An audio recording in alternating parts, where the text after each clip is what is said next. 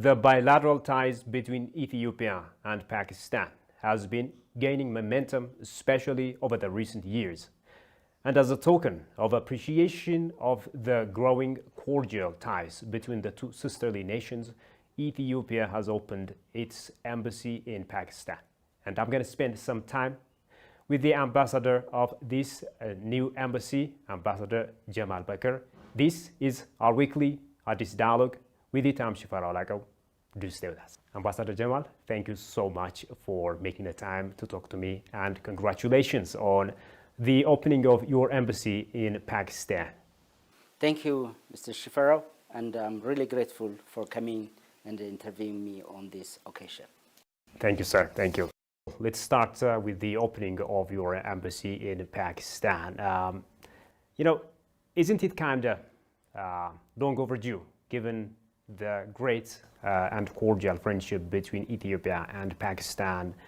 And also, what does the opening of this embassy mean in your view? Thank you, Mr. Shifaro. This is a basic question. Countries follow open missions in different countries, following its national interest. And also the capacity and capability to run. Running the mission is not easy, actually, as you know. And you run in foreign currencies, and it depends on, the importance, what you gain from there. So basically, currently, our country has our Ministry of Foreign Affairs has undergone a reform, which is deep and penetrating reform, which is uplifting Ethiopia's diplomacy, capitalizing on the previous, accomplishment, and trying to also sort out the limitations and shortcomings. So, with that in mind, our ministry has right-sized its missions in this regard. One of those outcomes that was giving birth to this, embassy is the recent reform. So now for us, what it means opening mission in Pakistan at this time of a history of our country. Pakistan has opened its mission here in 1973, and also they closed in around 1980, and they reopened in 2008. For us, always we follow our national interest, and outreach also with other international communities working for the peace, international peace, and collective security of international community.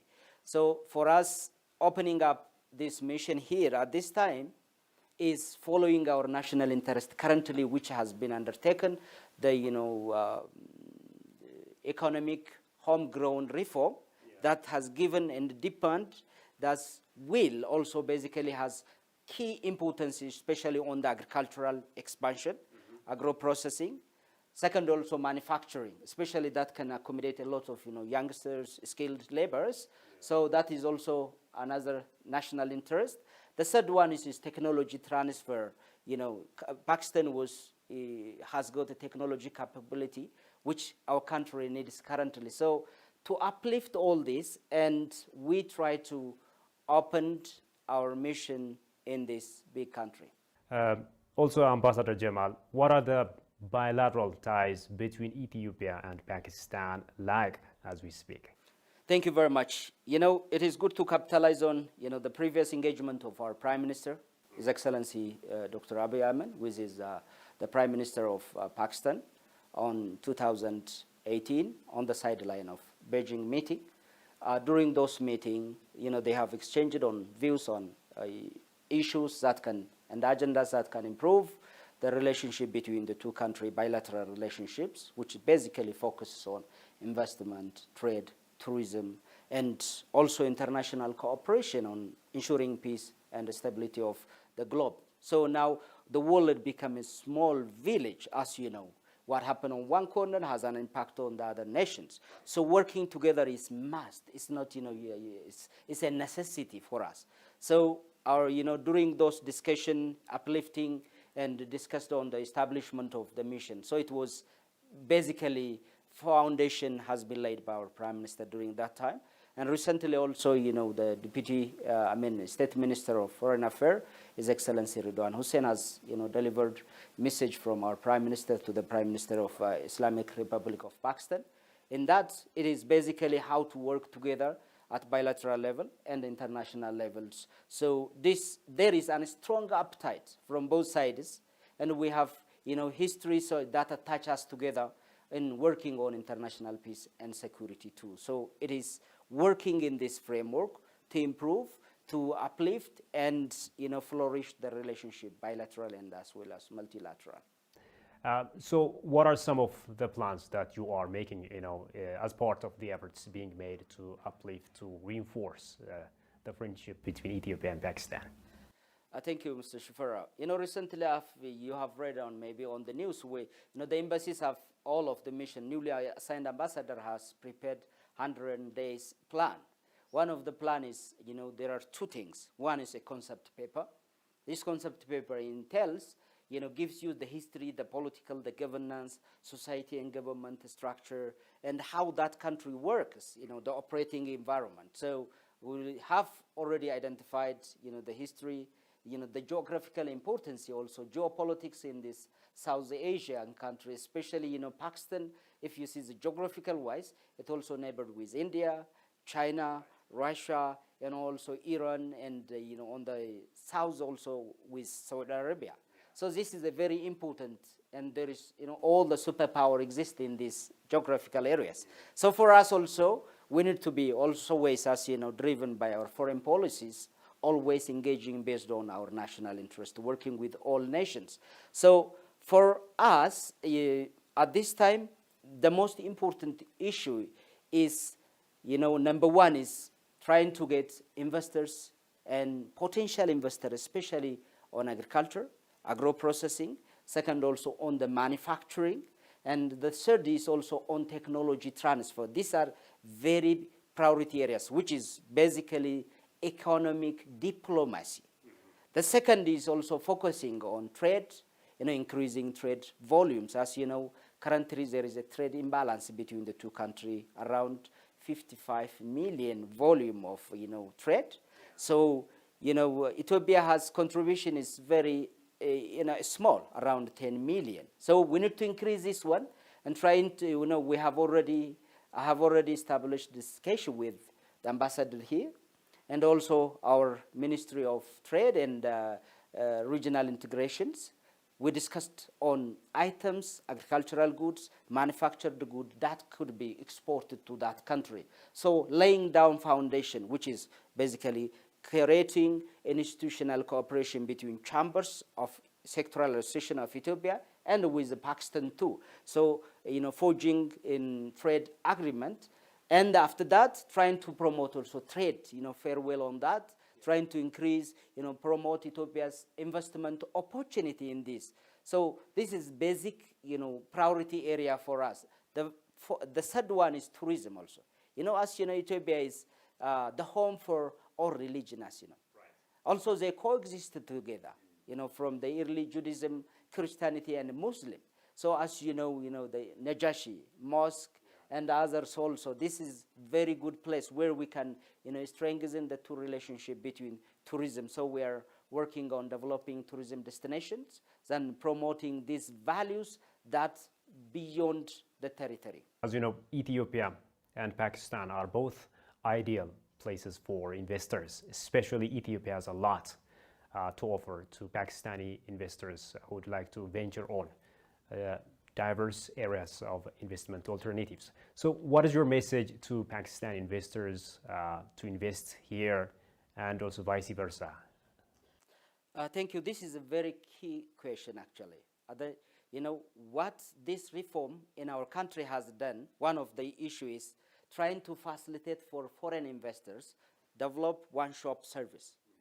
Previously, there is a bureaucracy that challenges, how the investor, when they come, and also they enter into the investment after that also. So now there is a clarity on this.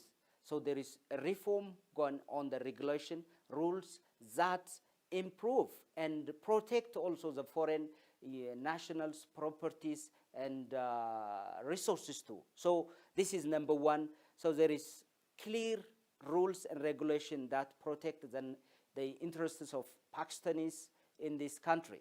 The second is also the bureaucracies previously challenged to most of, even the investors. Now there is one-shop service that, in which Ethiopian Investment Commission developed.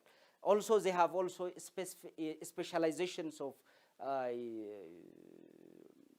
staffs, how they handle and try to resolve from the pre-investment visit to up to the after, investment. So all along, the institutions is there so that there will not be, challenges. If they encountered also, they try to resolve. So to ensure smooth coming in, touch the ground, and then also, work and take opportunities that exist. So this is a priority area for our government, and that is why, clearly puts the process very transparent, accountable too in this regard. Also, our country is working on improving, doing business, ease of doing business, as you know. So this is one also very pillar, in a way every month, our Prime Minister as a board, so, looking into the challenge encountered by the foreign investor in this country. If they encountered, immediately they bring the attention to His Excellency, the Prime Minister, and then the issue will be resolved. So what I can say to the Pakistani investor is, now Ethiopia is, opened up and wait and looking for you to receive you and work, grow together, and what this country offer to you. And also for other investors here in Ethiopia who look also on the Pakistan, as you know, basically manufacturing, as I stated in the very beginning, 41% of its GDP comes from leather and textile. So, especially the chemicals that we request for this, to lay down and improving this manufacturing sector, they can also, invest in this country and also try to work together with the investor communities in that aspect, so to ensure two-way mutual benefits between the two countries.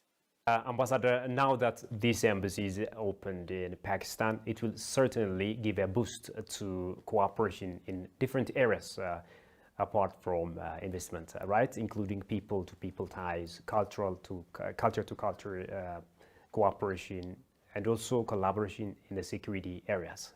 So what should be done in your views in this regard? As you said, this is a big nation, as you know, from the very beginning of early human history. We say the land of origin, as you know. Everybody traces back from Ethiopia. We say when you come to Ethiopia, you come to your ancestral land. So, on the other aspect, also on religious aspect, if you see, Ethiopia is a home for all religion. From the early its establishment, Judaism, Christianity, and Muslim too. So these ties attach Ethiopia with the rest of the world, as you know. The second also, public diplomacy, public-to-public relation. Ethiopia, there are a lot of Ethiopian students in Pakistan.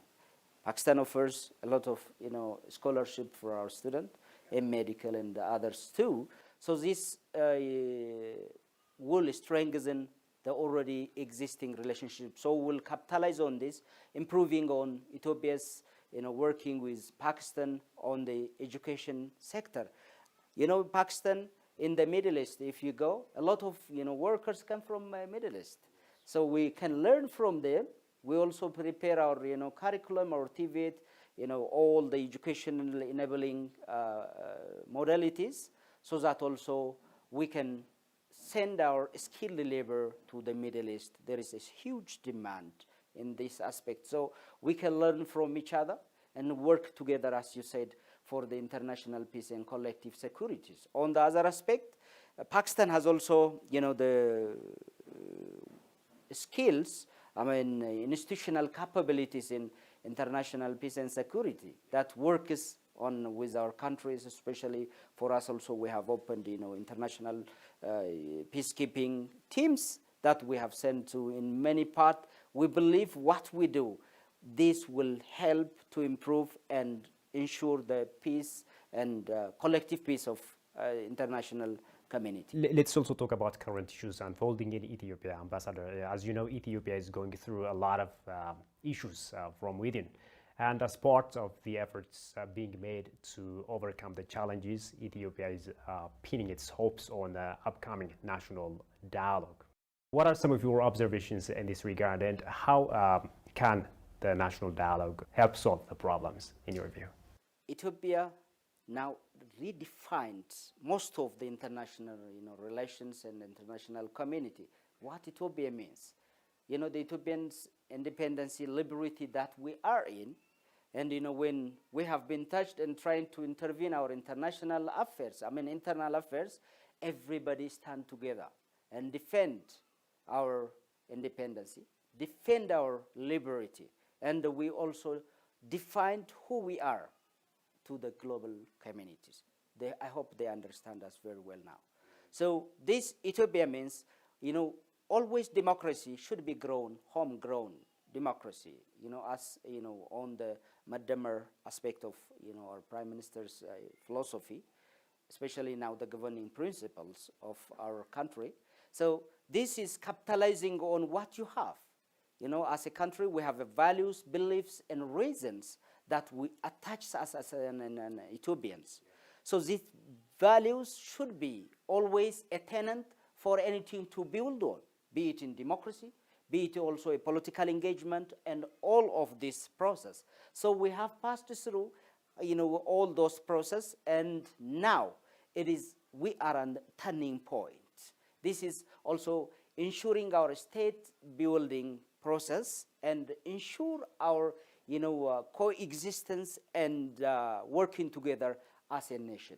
So number one, this dialogue will try to resolve, the existing issues, challenges that we have encountered as an Ethiopian through this state, building state process. So number one, everyone, when we go into dialogue, we want always keep and look for the strong and vibrant, diverse Ethiopia that can deliver, strengthen its internal, cohesion, and also contribute for the well-being of its nation, and also contribute to the regional and the international peace and security. So everyone has gone through this kind of process. No country, if you see in the globe, every country has got its challenge. But the challenge is resolved through dialogue. There is no, even if you take war, it's only to ensure dialogue, so that you'll sit down and talk, ensure and agree on the modalities, agree on the tenets, and look for the future. What is important is building vibrant, democratic, and prevailing country in this aspect. So I believe the dialogue will enhance the cooperation between nationalities of Ethiopia, and try also bring them and work together for the one nation, so that it will also play its role in the international community. What I've learned as a diplomat, I've served in many countries. When you have differences inside the country, people look you down. So for you to be vibrant and strong country, you need to ensure peace and security and resolve the issues through very modern and peaceful mechanism, which is dialogue. The only way, I believe, for this big nation to take its location in this ever-changing global dynamism is to ensure it is peace and security, and it is internal democracy, and working together as one strong, vibrant nation. In this connection, as you know, Ethiopia is also facing these threats of bills and sanctions, including the HR 6600. So how united should Ethiopians be in order to overcome such challenges, such threats, Ambassador? One thing is very important. We need to be very clear as well. Ethiopia is for Ethiopians. Whatever we do, and we also believe in that coexistence with the rest of the world. Ethiopia has got challenges. That challenge emanates and it resolves its own challenge through its mechanisms, rules, and regulation of this land. HR, as you see, 6600, is trying to impose sanctions and other things. What is important is to engage with Ethiopia and work with Ethiopia. Ethiopia is, currently trying to resolve its differences, its challenges through ensuring, look, the government has taken a solid step. Number one, as you have yesterday, a complete ceasefire for humanitarian case. So this one, unhindered access for humanitarian from the very beginning, as you know. So this is what they have said, okay, access to these people. So we are opening up and continuously unhindered, humanitarian access to those regions. Second also, what we are doing is trying to deliver where there is, challenges through cargoes. This is also enabling humanitarian reaching them as quickly as possible. The third point is, we established, as you know, the institution, Dialogue Commission, that is bringing any difference in this country should be resolved through a democratic way, which is through a dialogue and give and take, so that everyone who has an agenda as in a party, as an individual, as an intellectual too, and bring his agenda on and give, open up these agendas to the rest of Ethiopians. So it is up to Ethiopians to decide what to do and to determine their fate too. So Ethiopia is doing, we need to consider, we believe also any other Ethiopians be inside the country, abroad too, should stand against this, and it is not also in the interest of those two countries. America and Ethiopia shares a long history, as you know. We have been working, since it is establishment, more than 100 years establishment of diplomatic relation. We need to work out and try to sit down. The government is working, recently the special envoy came and meets our, high-level deputy prime minister and foreign minister. We have outlined, as he stated for them, and Ethiopia is ready to engage and work together. But it is not be in a way that this HR will try to, stab on the relationship that we have. It doesn't reflect the two countries' national interest. We believe so. So anyone, be it anywhere in the globe, we need to stand against, and it doesn't promote also peace and stability in this country. We believe it has to be homegrown, and they should also support these institutions, that is, Ethiopians working together in national commission, national dialogue, and so that working and ensuring, supporting through human skills, knowledge, all those things. So it is enabling, creating environment for Ethiopian to resolve its differences. Ambassador, I'm glad that you mentioned the ceasefire. Following this ceasefire, many countries, including the United States of America, are appreciating the move on the other hand. What have you observed in this regard? What we believe is we are on the same page. When we listen to each other, and also considering our national interest as a country, as a state to continue, and protecting its sovereignty and territorial integrities. And when government is taking a bold and solid, ground. Recently, Ethiopia has, the ruling party, Prosperity Party, has conducted its General Assembly. One of the pillars that have been underlined is ensuring peace and security of this nation, anywhere. So Ethiopia works, we believe anything, the interest of our nation, we do. We are known for this, and the government determined to take the issue through peaceful mechanism, engaging with the other parties, engaging with anyone who will contribute for the peace and stability of this country. And we believe also in this peace coexistence of our nations. So sovereignty is very number one, and we should not compromise on that. So our societies where the challenge is, the government, the Prime Minister said, I don't want to see anyone affected because of this. And we need to outreach to the society, give them a chance, give them, as a country to live and give them necessary humanitarian support. It emanates from there, and we'll continue this. And the government, the US and the UK and many other Western countries and other, they encourage the government and appreciate the bold step that we take, and we will keep doing this for the sake of our nations and also improving the livelihood of our nation. Let me ask you this question finally, and we'll wrap up. As you know, Ethiopia has played great contributions to the peace and security of the Horn of Africa. So in your view, how should this East African nation continue as part of the efforts being made to ensure peace and security and prosperity in the Horn region?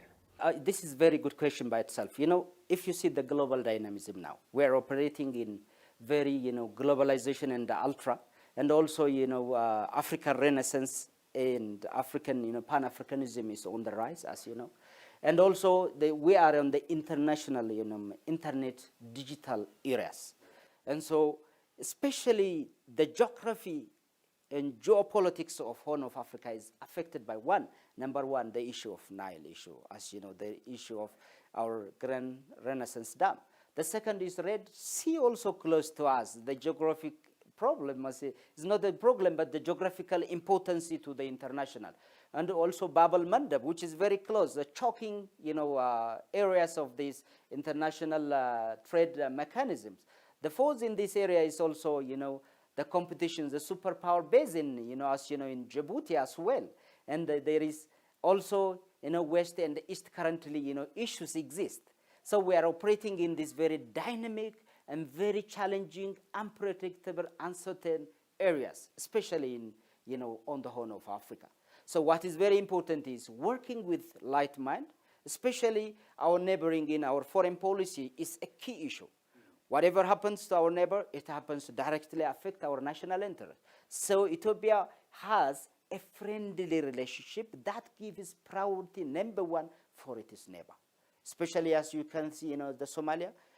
Previously before the change, when I was in Australia, they came, the community of Somalia. They said, "Oh, Jemal, we want to request you, to ask you government, to stop the intervention in our national, our internal process." But now, one of the solid paradigm shift is that in this change, Ethiopia, leaves the Somali issue for Somalis. And the others too, no internal affair, interference in this. They said this is establishing brotherly, friendly relationship between the paradigm completely shifted. So our, giving priority to our neighbor has improved and it is on the rise. So we, what we're working on all across with our neighboring country, Ethiopia is a landlocked country. So we have to work. All our neighbor has got, port service with exchange with other, other things. So we can encourage, improve, live together as, one strong, solid community. The growth of Ethiopia should not be a threat. It should be a benefit to them. So through investment, through intercontinental, interregional, infrastructure that we have already lamp set with Kenya, that we have already, recently is going to be functioned. We have also with Sudan, with South Sudan. We're also, already giving to our brotherly people of Djibouti water and electricities. And we want also, when we generate, surplus energy, we want to connect to our brothers all the way down to the Egypt and others also. This is a way of cooperating. We are not a fascist country. We believe in, the humanities. We believe in also the mutual existence and the mutual benefit of others. We work for this region as well as for the continent, as well as the international. As you have heard, during the inauguration of, Grand Renaissance Dam, our Prime Minister said, we want to also, they distribute our energy to the Europe through, this sea. So we are working all across with all, that everyone contribute for the well-being, and we also share a common destiny and working for the international peace and security of the international community as well as regional and our people too. Ambassador Jemal, thank you so much for your wonderful ideas, for your time. And also I wish you a wonderful and successful diplomatic career ahead in Pakistan. Thank you, Mr. Shifarao. The most important thing is, I believe in we Ethiopians, we're coming back on the stage and we will play our great role as a big nation for the peace of our nation, the peace of the region of Africa, as well as international communities. We will play, as usual, and a great role, and we will strive and prevail, and also get our right location in this changing global dynamism. Thank you, Mr. Shivara. Indeed. Thank you, sir. It's my great pleasure. Thank you. Well, dear viewers, with that, we come to the end of today's program. Many thanks for being with us so far. Until I see you next time with another program, it's goodbye from me, Shifaraudak. Stay safe and take care.